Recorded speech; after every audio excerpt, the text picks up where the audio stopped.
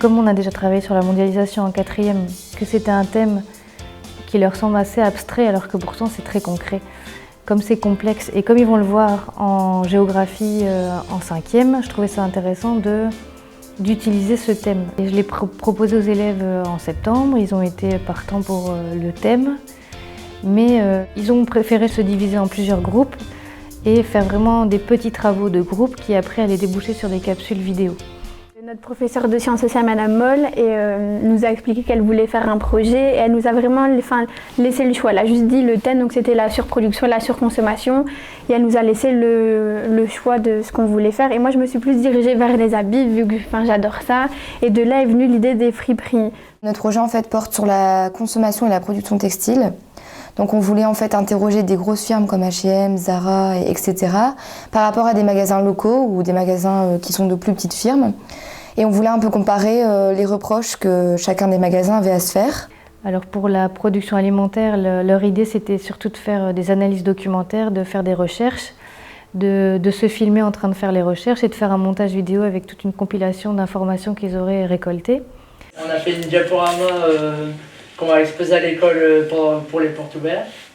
Et on a fait aussi une vidéo où on allait interroger les gens, leur poser certaines questions pour savoir s'ils étaient vraiment au courant des inégalités qu'il y avait par rapport au travail en Belgique.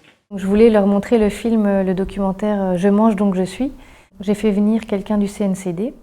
Que é uma questão de vida. Sachez une seule chose, le monde est devenu un voyage dans une pirogue. Il y a une concurrence, à quel niveau alors?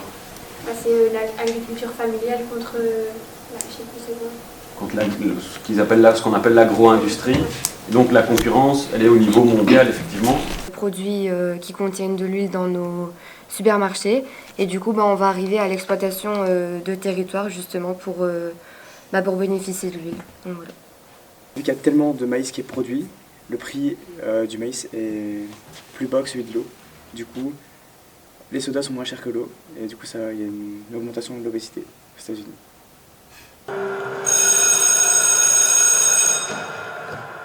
Quand on parle de salaire vital, on ne parle pas de l'écran plat, hein, on parle vraiment du minimum. Et à votre avis, c'est quoi le minimum dans un salaire vital?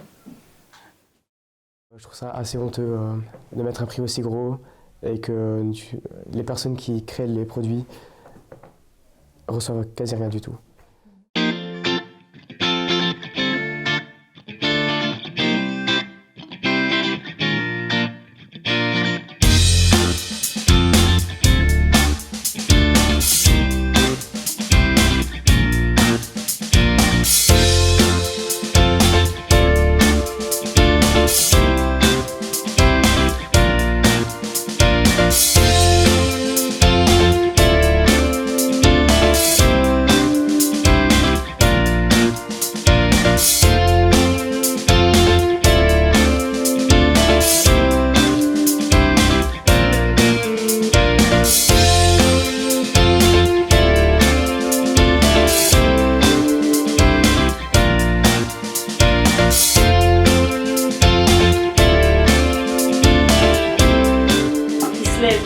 Qu'est-ce qu'il met?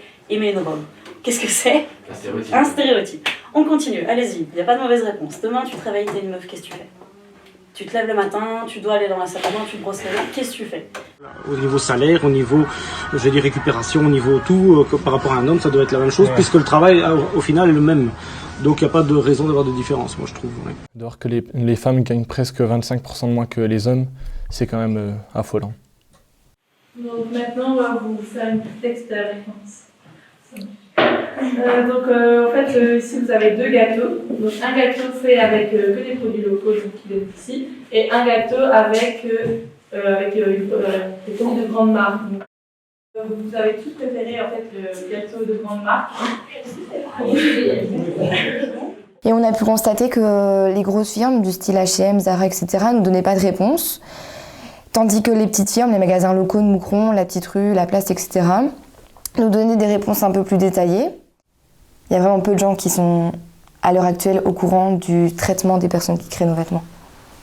Les gens vendent des produits, mais ils ne sont pas forcément au courant de ce qu'il y a derrière, en fait. Je pense qu'il faudrait quand même que les gens soient beaucoup plus au courant de ce qu'ils vendent, en fait, et de ce qu'ils achètent, parce qu'on ne fait pas tous attention et on préfère privilégier la mode que le bien-être des personnes qui créent nos vêtements. La mentalité des friperies à Moucron, elle n'est pas pareille qu'à Bruxelles, par exemple. À Moucron, si on va dans une friperie, c'est par manque de moyens, tandis qu'à Bruxelles, c'est vraiment une sorte de mode. Il ne faut pas forcément penser que le seconde main, c'est du moche et que c'est du troué, c'est du délavé, etc. Il y a des vêtements seconde main qui sont très très beaux, qui sont toujours aussi neufs. Et donc voilà, c'est pas une honte de consommer seconde main, pas du tout. Quand on va dans des magasins de seconde main, on n'est pas habillés tous pareils. C'est par exemple une pièce que quelqu'un a déposée, qui avait depuis longtemps ou quoi, donc c'est bien ce côté de chiner, de trouver, de ne pas être habillé comme tout le monde, parce que si on va tous dans les mêmes magasins, les grandes enseignes, on se retrouve un peu tous habillés pareil dans l'école, donc c'est aussi un bon point, je trouve, des friperies, c'est être différent des autres. C'est pas cher, c'est chouette. Tout le long, en fait, on s'est senti... on sentait qu'on servait à quelque chose, en fait. Je trouve que c'est un beau projet qu'on a eu le choix de réaliser et je trouve que ça devrait plus se faire dans l'école parce que nous, on a cette chance vu que c'est notre option, mais il y a beaucoup d'autres classes qui n'ont pas cette chance de faire des projets comme ça et je trouve que c'est important de le faire au moins une fois dans les années scolaires, je pense. On essaie aussi de mettre au sein de l'école un projet qui s'appelle Tuterie en troc. Les jeunes de notre école peuvent nous donner un vêtement et peuvent en recevoir un en retour et du coup ce serait une sorte de troc en fait. On pourrait échanger des vêtements de seconde main.